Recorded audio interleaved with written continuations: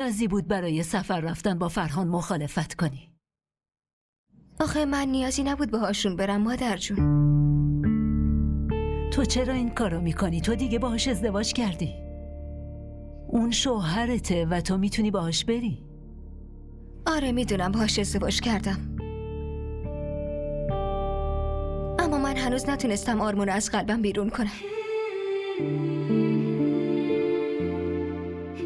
من هنوزم خودم رو همسر آرمان میدونم. رابطه من و آرمان خیلی عمیق بود مادر جون.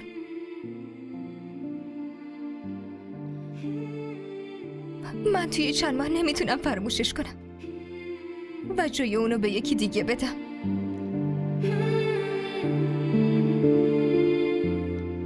آره من به این ازدواج رضایت دادم،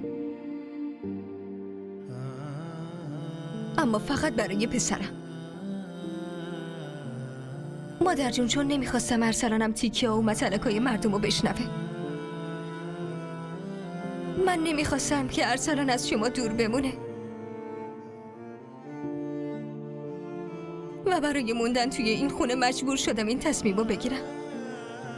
برای همین من به این ازدواج رضایت دادم. اما اصلا به این معنا نیست که من باهاش برم بگردم تفریح کنم و شما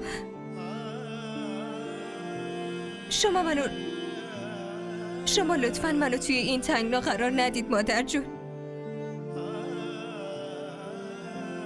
من نمیخوام آه کسی پشت سر پسرم باشه. دخترم چرا آه کسی پشت سرش باشه؟ با این اتفاقایی که افتاده مادر جون، دل زن داداش زرین بدجور شکسته و این آه دل شکسته آدمی رو نابود میکنه و من نمیخوام بیشتر از این نابود بشم مادر. پسرم برای من همه چیزه. من میتونم کنار اون همه عمر رو بگذرونم. شما لطفاً فرهانو مجبور نکنید که با من توی یه اتاق بیاد و بمونه. لطفاً مادر جون. باشه.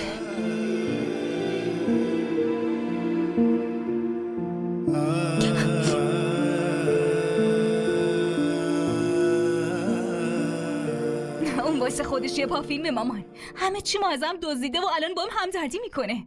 منم هرچی دلم خواست بهش گفتم، اخماش توی هم رفته بود. باهاش هم به دهن نشو و مراقب باش، اون رو حرفات دوتا نظاره بهش بگه.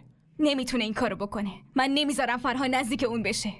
حالا که داری اسلام آباد میری، فقط به اونجا نشستم بسنده نکن. باهاش این ور اون ور برو تفریح کن و خوش بگذرون. سرنوشت بهت این فرصت رو داده که دوباره دل شوهرت رو به دست بیاری. با حماقتت این فرصت رو از دست نده. شما نگران نباشید، فرصت رو از دست نمیدم. شما فقط دعا کنید فرهان دوباره مال من بشه. انشالله که میشه. خب من از یه سر میام پیشت. میخواین بیاین؟ نکنه خاله عصبانی بشه. نه خالت چرا عصبانی بشه؟ اون اومدن کاظم رو اونجا منع کرده، منو که منع نکرده. من میام. راستی گوش کن زرین، یه مقدار پول برام نگه دار عزیزم. وسایل خونه تموم شده، باید برم بخرم. حالا شما بیایید. باشه خدا نگهدار عزیزم.